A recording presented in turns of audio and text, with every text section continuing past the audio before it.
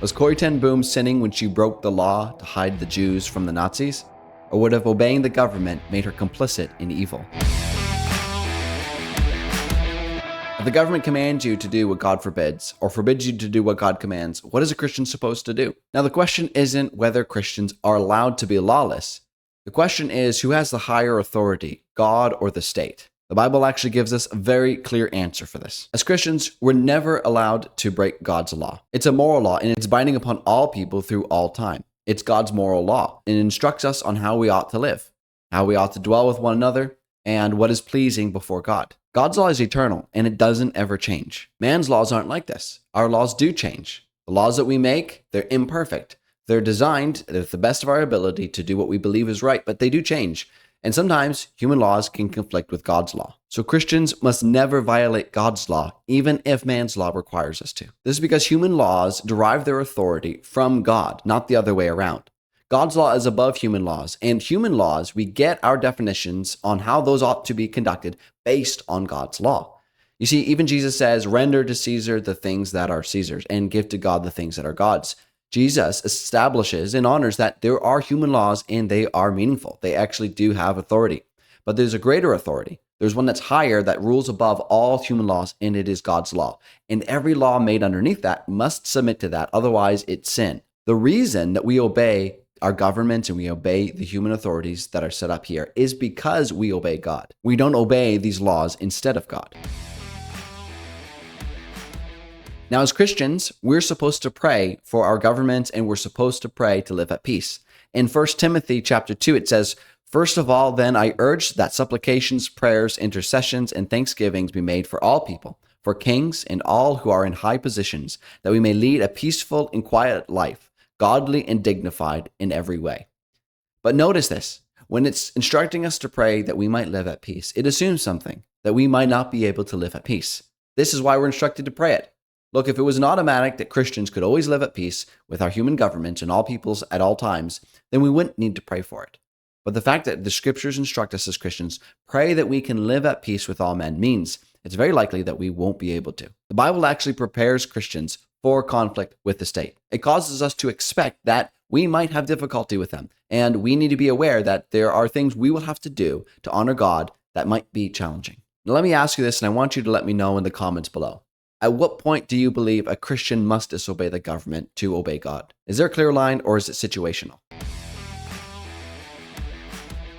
So what should a Christian do if they are facing the unpleasant situation that they have to choose between obeying God or obeying man? Well, thankfully, the scriptures have given us a lot of guidance in this regard.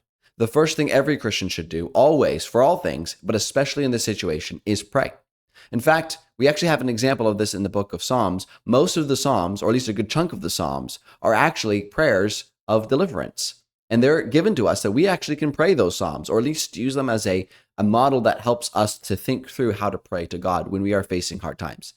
You see, the Psalms instruct us to pray for deliverance, to pray for God's justice, to pray for God to step in and to intervene for us. When we want to honor God, and man is requiring us to do things that dishonor God, what do? You pray. You ask God to deliver you, and you ask God to judge the evildoers. This is what Shadrach, Meshach, and Abednego did. When they faced the fiery furnace, they were being commanded to worship man instead of worship God. And what did they do? They trusted in God. And they said, we believe that God is able to protect us and to deliver us out of the fiery furnace.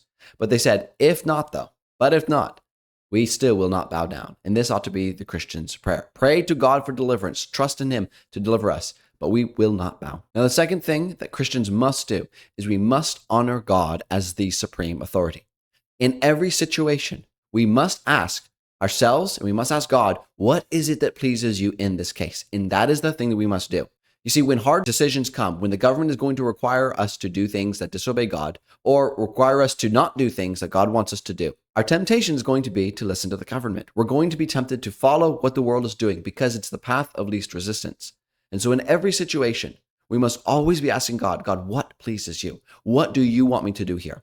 Our faithfulness to God must be our guiding principle throughout not just the hard decisions, but every decision of our life. Faithfulness matters more to God than comfort. We focus so much on our safety, on our comfort, but these are not the highest priorities for God. God wants our faithfulness. He doesn't want us to focus on being safe or to be comfortable. He wants us to focus on being faithful to him. Now, the third thing every Christian must do when faced with this difficult situation of having to obey God or obey the government is we must trust in God. If things go south for us, we're okay with it because we know God is the one who's going to take care of us, because we know that we are in his hands and we will go wherever he wants us to. Trust is absolutely essential for us. If we don't trust God, then we're not going to obey him. But you must trust him in the good times to be prepared for the bad times. Corrie Ten Boom demonstrated that she trusted God when she took those Jews into her home. There was grave consequences for her actions, but she trusted that God would protect her, and she trusted that this was pleasing to the Lord. And so we should follow in that same example. Now, there are also things that Christians must not do when we are being tempted or faced with the obstacle of whether to obey God or the government. The first thing is, if the government is requiring us to do something evil, we must not disobey God because we're scared of the government.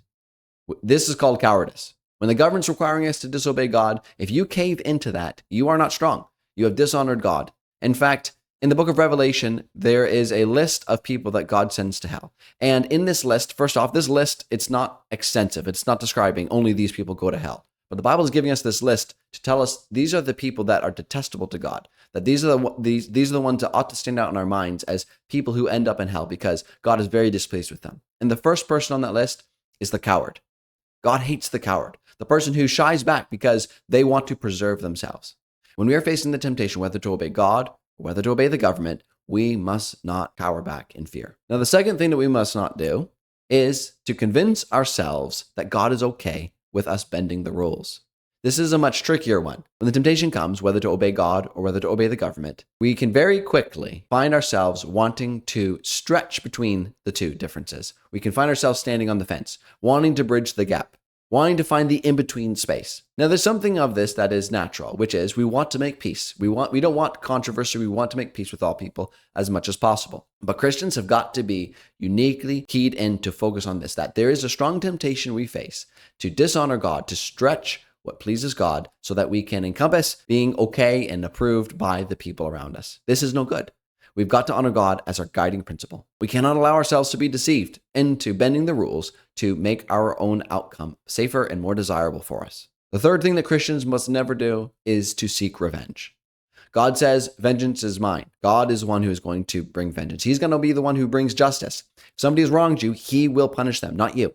When we take matters into our own hands to punish people that we think deserve punishment, then we have stepped outside of our own authority. As humans, you are not given the authority. I am not given the authority to exact vengeance. The state is given a realm of authority for vengeance, and God is one given the realm of authority for vengeance, but not you or me. When we step out and we want to bring justice with our own power and our own hands, then we are sinning. It's always important to remember that disobeying the state does not mean becoming lawless. The only reason we would disobey the state is because the state is requiring us to break God's law. It's actually a high view of law that would provoke a Christian to disobey human governments, not a low view of the law.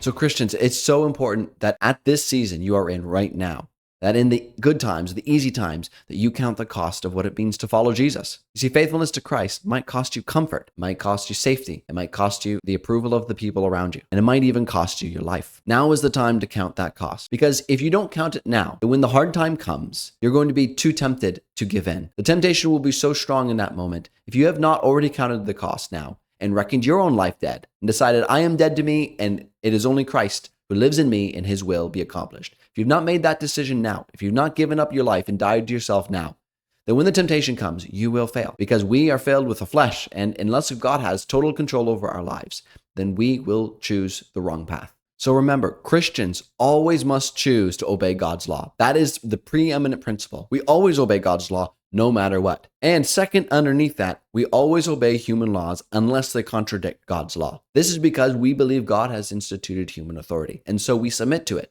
and we honor it because it's an institution of God. Our faithfulness to God might bring suffering. We must count the cost and be prepared for whatever that means. The question is not whether Christians are allowed to break the law. The question is whether we will obey God when it costs us something. If you found this video helpful, then like and subscribe to see more content like this. And don't forget to drop a comment below on where you believe the line is on whether to obey the government or God.